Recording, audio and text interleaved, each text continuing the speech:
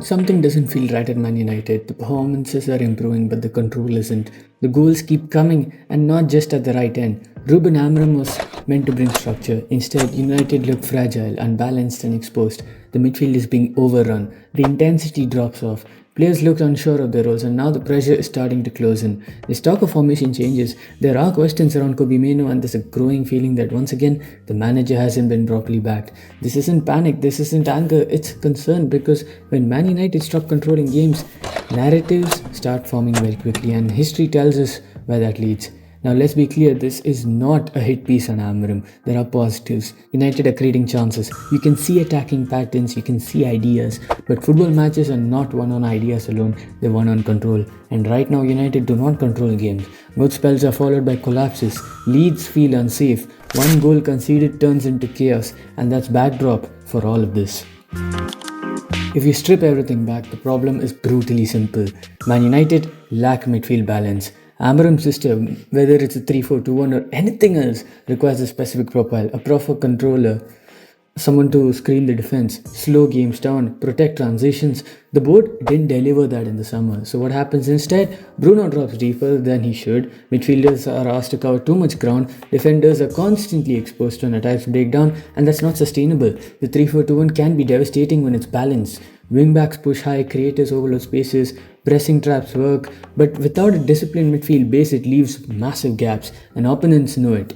Recently, there's been talk of a switch to 4-3-3. On paper, that sounds sensible. More bodies centrally, a shape fans recognize. But here's the danger. If that change is about optics, about appeasing pressure rather than personal, it solves nothing. A 4-3-3 still needs a proper holding midfielder. Without one, you're just rearranging the same weakness. And when a manager starts changing shape reactively, that's when the pressure really ramps up. This is why United can't control games. Control isn't possession stats, it's game management. Winning second balls, killing momentum, protecting leads, staying mentally sharp. And United fail in those moments too often. One lapse, one lost duel, one set piece switch off, suddenly the structure collapses. And that feeds directly into the Kobbie Mainoo debate. There's a growing player FC movement around him. Calls for him to start every game. Frustration about his role. Speculation about loans or unrest. Here's the reality.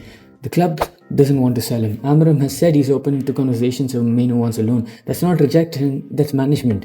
Mainoo is talented, but asking him to fix a broken midfield structure is unfair. That's how young players get overexposed, and that's how the confidence gets damaged. And that brings us to the youth criticism.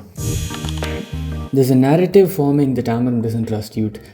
That argument doesn't hold up. He's given opportunities. Fredrickson got his debut. Harry Amas was involved. Chido Obi was brought in, but standards matter.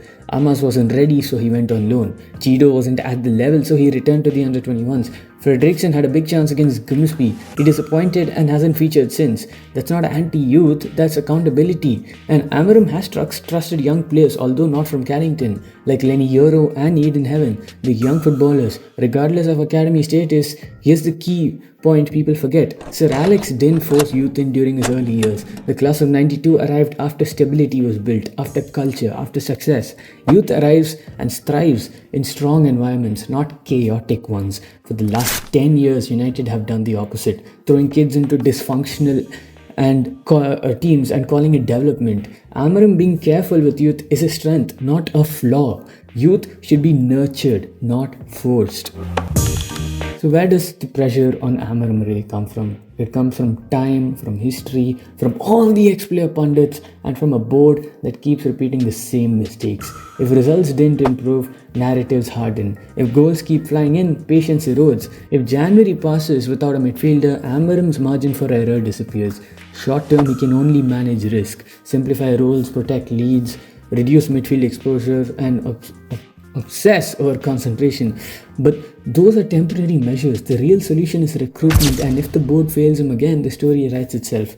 So yes, we're worried for Amorim, not because he's failing, but because the environment around him feels all too familiar. And at Man United, when the walls start closing in, they close in fast. And we can see that the walls are starting to close in on Amorim, and his position is being weakened with all this free Kobbie Mainoo movement.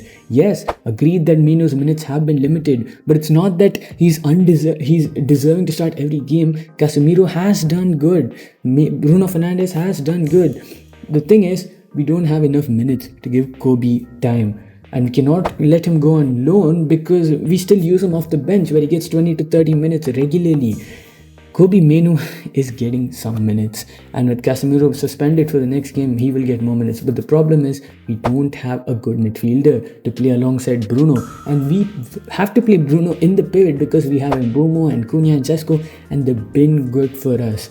The board chose to ball stay attack, and when they tried to go for a midfielder in the summer like Baleba, they failed. They should have gotten another midfielder, but they didn't. They failed Amorim.